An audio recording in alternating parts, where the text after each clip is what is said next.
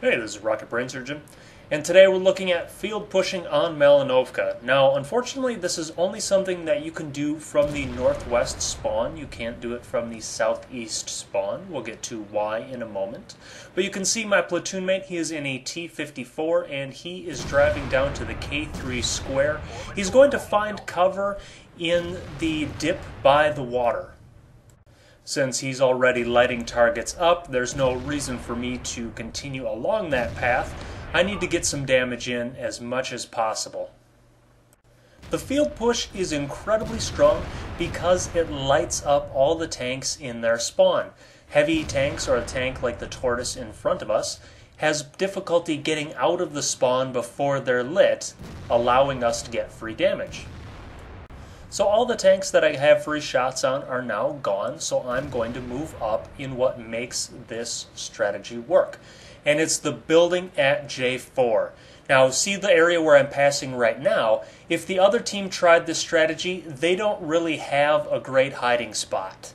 But when we're going from the northwest spawn to the southeast spawn, I do have a great hiding spot, and it's this building. This building will protect me from artillery. This building will protect me from getting YOLO'd or flanked. And all I have to do here is I have to sit and proximity spot everything around this building, and I side scrape and spot everything in the back corners or even in the field around F7.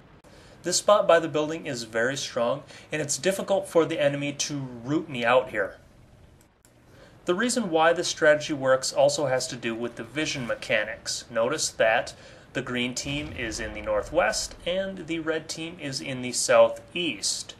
The maximum range at which a tank will appear on your screen is about 700 meters, but there are some caveats.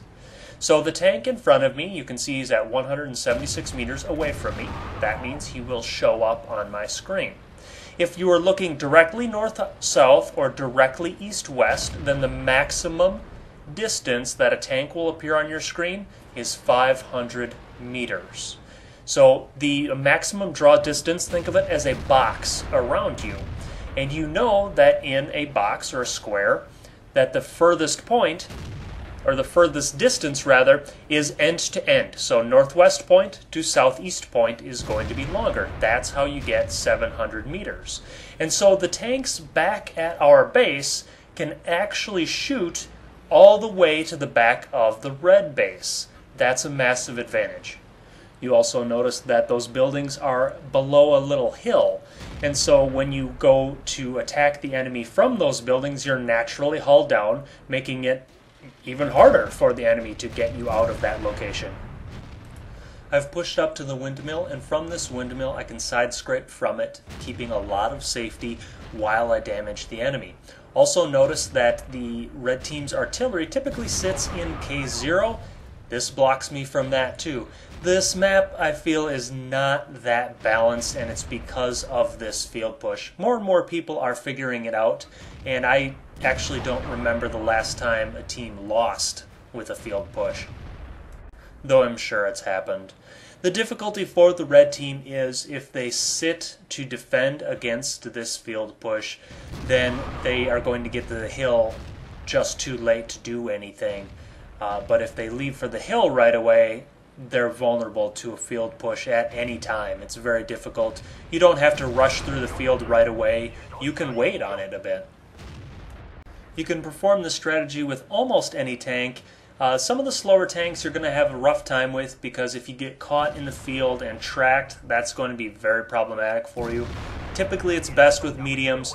Lights don't quite have the hit points or the armor to survive. If a heavy comes around the corner at J3 of that building and just wants you dead, you're probably going to die. So I'd probably recommend mediums and mobile heavies.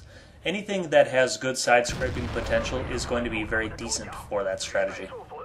Optics are going to be helpful as well. And another thing that you can do is kind of tip your team off at the beginning, saying, hey, shoot first before you go to the hill.